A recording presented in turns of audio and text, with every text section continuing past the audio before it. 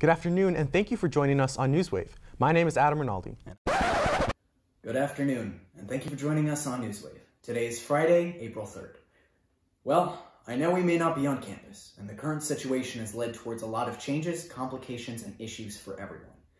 But that isn't going to stop us here at Newswave from giving the news that you need related to Trinity. We will be filming everything remotely for the last 5 weeks of the semester. I know this has been a hard time for everyone, but we want to let you know that at Tiger TV, we're here for you, and we're doing the best we can to keep you informed from my very own news desk at home.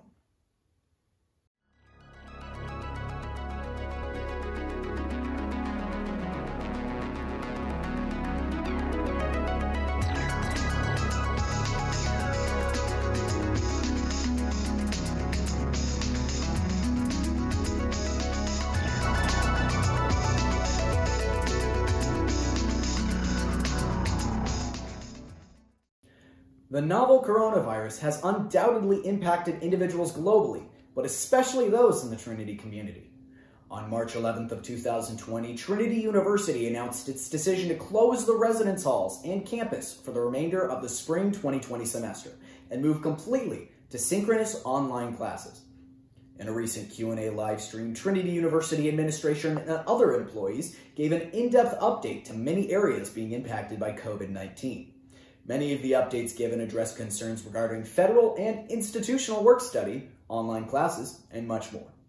To catch up on what you missed, you can view this live stream by clicking on the link in our bio or visit Trinity University's frequently updated webpage addressing all things COVID-19 related. Newswave's very own Martin Lee discussed the rapidly evolving nature of COVID-19 and how it's impacted Trinity University students' outlook on issues related. Martin has more.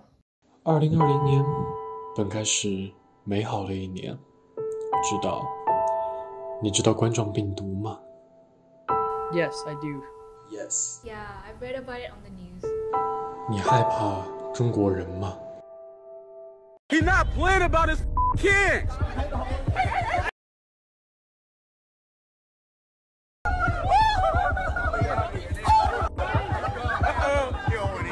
He don't want to hit him up.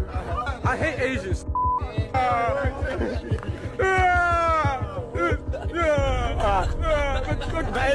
My kids! Your kids are gone!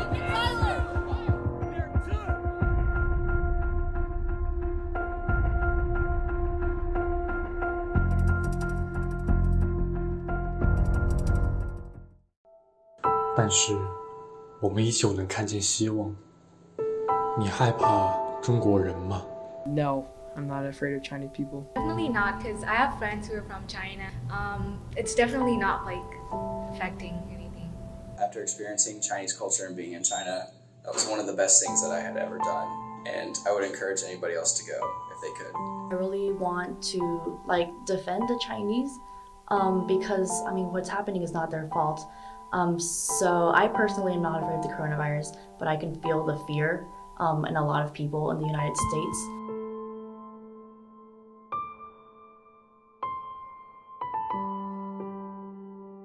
Unfortunately, we're very sad about the situation with the coronavirus. First and foremost, it's a human catastrophe, right? At the human level, there's people who are suffering, who are losing loved ones, and our thoughts and our best wishes go to those people first. For us, we are very interested in educating students and for them to develop an international capacity and to be engaged with the world. And so being able to take students abroad is a key component of how we transform students to be able to be more or better global citizens. And so for us, it's sad in the sense that we are canceling our China programs.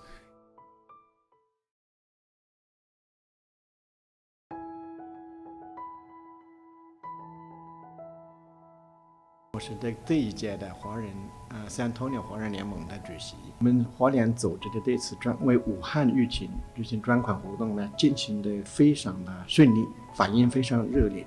我们的预定目标是5万美元，到现在为止，我们已经达到了7万多美元。不仅仅是San Antonio市的华人专款，外市外州的华人也专款了。我的感觉到现在为止，武汉的疫情慢慢的趋于稳定，有所下降。所以呢，我们会最终取得胜利的。所以说，武汉加油，湖北加油。Trinity students, during this time, it's important to respect each other. Don't assume. If you have any concern, you can contact the Center for International Engagement. 来自中国的同学们，如果你们遇到任何问题，无论是情绪上还是健康上的，都可以跟我们说，我们都可以帮你们。加油 To always be healthy and wash their hands, stay inside, and also keep up with the latest news about the virus and other health issues. People who are in China, specifically my friends, to stay inside, be safe, make sure that you wash your hands, and obviously wear a mask everywhere. And for my friends here, I would just really say that I encourage them to go to China and experience Chinese culture.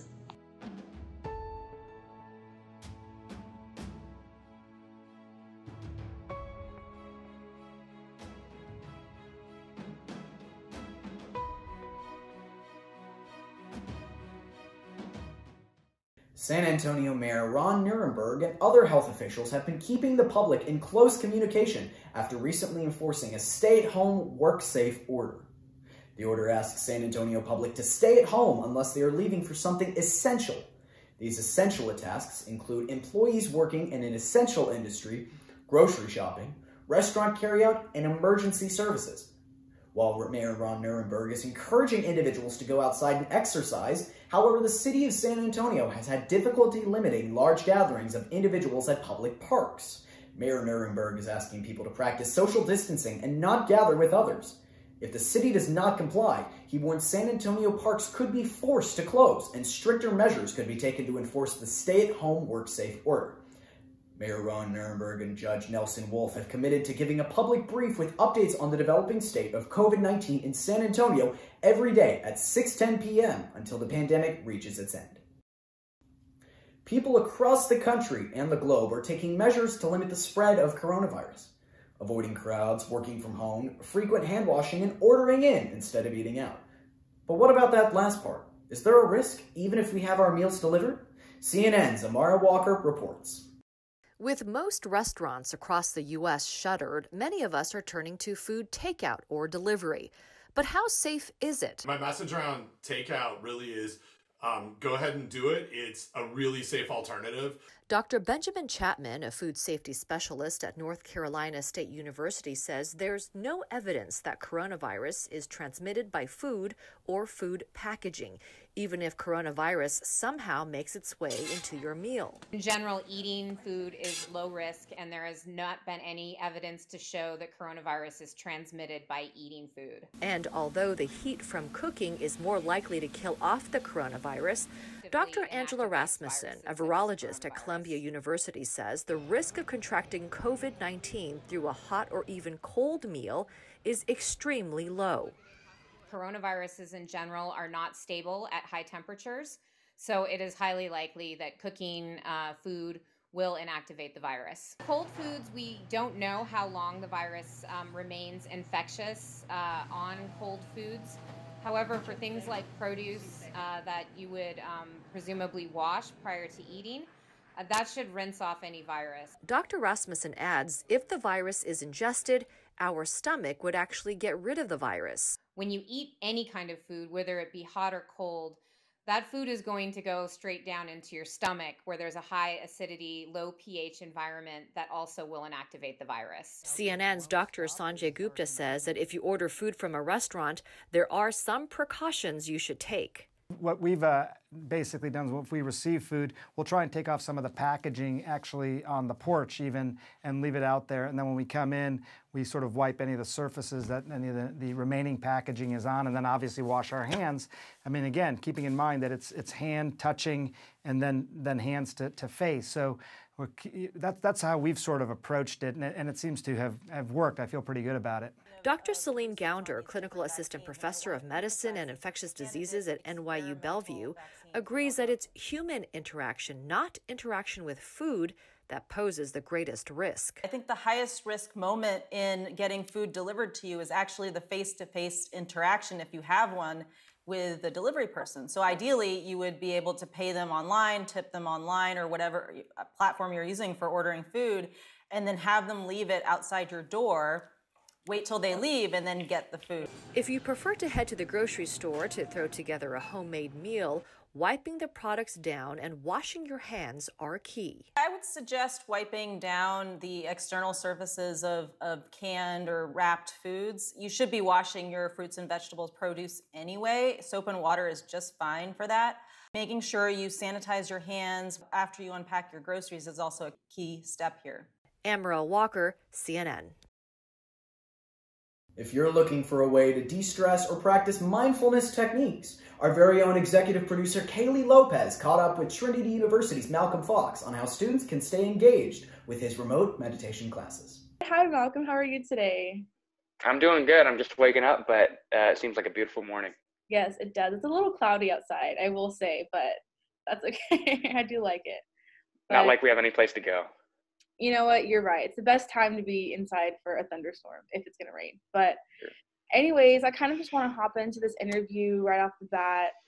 Obviously, a lot of Trinity students are stuck indoors or just stuck, you know, not really having access to a gym or access to any of, you know, the certain classes that they were maybe doing regularly with TUFit, one of those being your meditation class.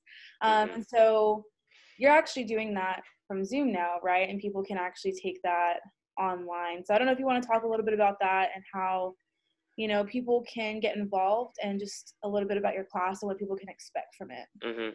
Sure, yeah. So I see it as more of a social connectivity tool and rather than a way to get fit. I mean, obviously meditation is pretty unique in our suite of events. You know, you've been doing the spin class, which is, you know, always a nice workout, and yoga is pretty similar, but with meditation, I saw it more as a community effort.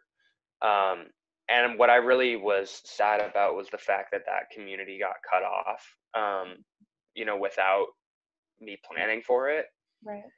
And it was this is kind of my effort to keep that community going and hopefully, you know, bring some new people in. I mean, it was always a group of like maybe an average of like 8 people who would come each week.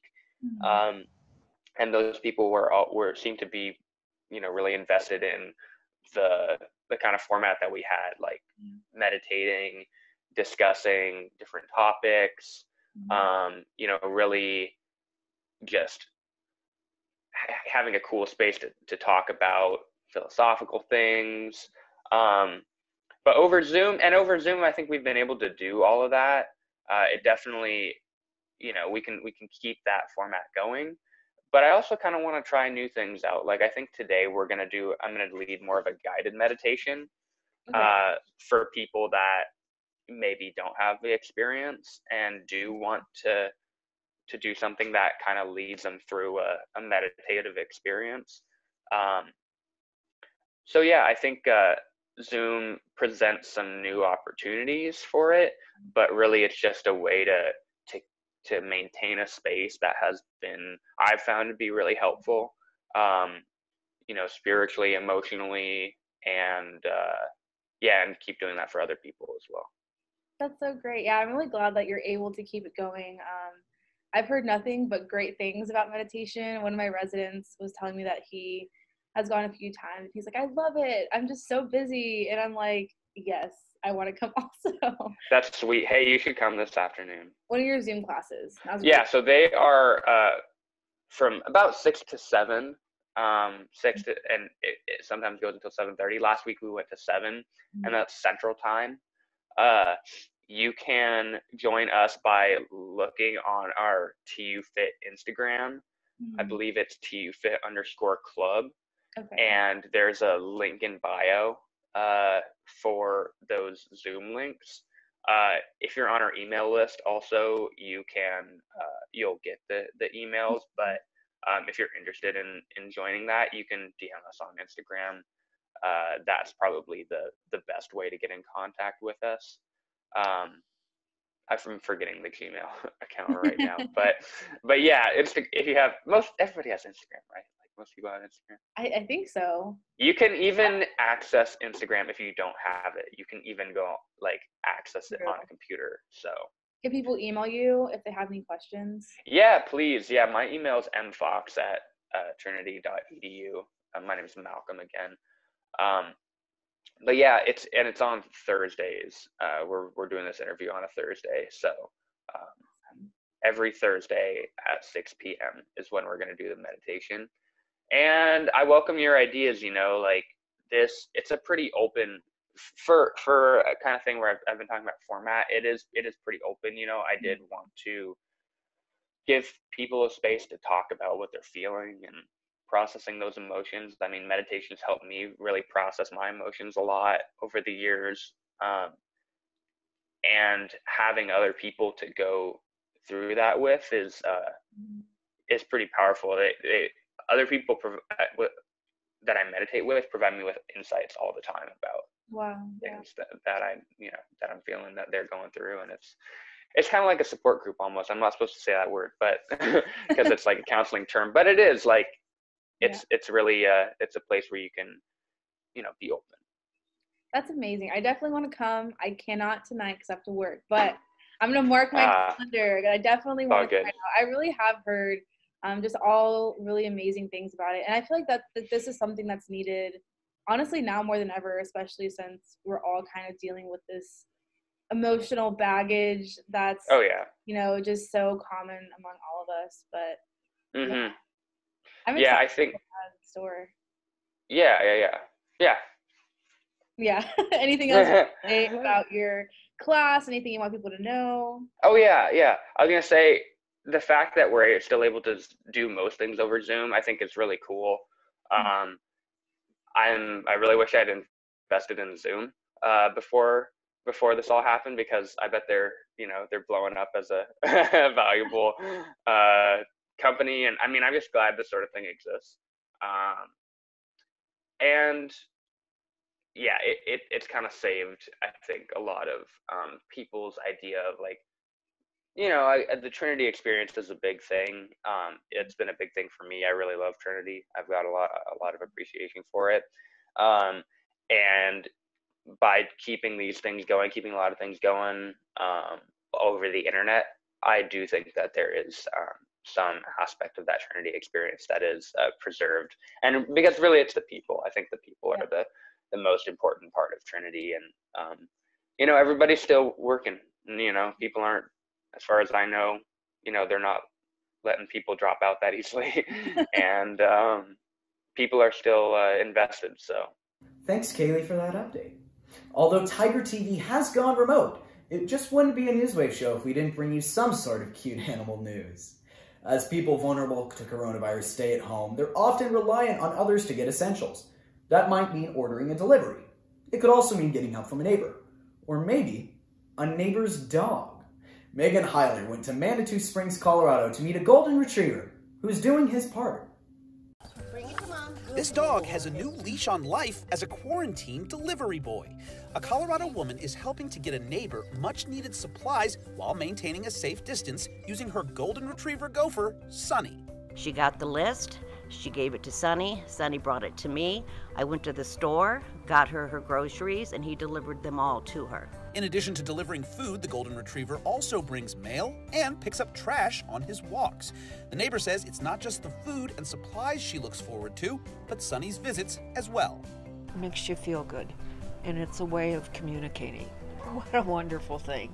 Just a sweet thing. A Washington, D.C. area grocery store's delivery method may not be as cute as Sunny, but it's definitely more cutting edge. Broad Branch Market is using a fleet of remote-controlled robots to make deliveries within a mile of the store. It's part of a collaboration with a local tech firm. Customers place orders, and before they know it, their goods are delivered in a handy and hands-free fashion. For Take a Look at This, I'm Jeremy Roth. Well, the coronavirus has highlighted many of the kind gestures and support taking place worldwide. But doctors and medical staff don't need a DNA test to know they're 100% those heroes.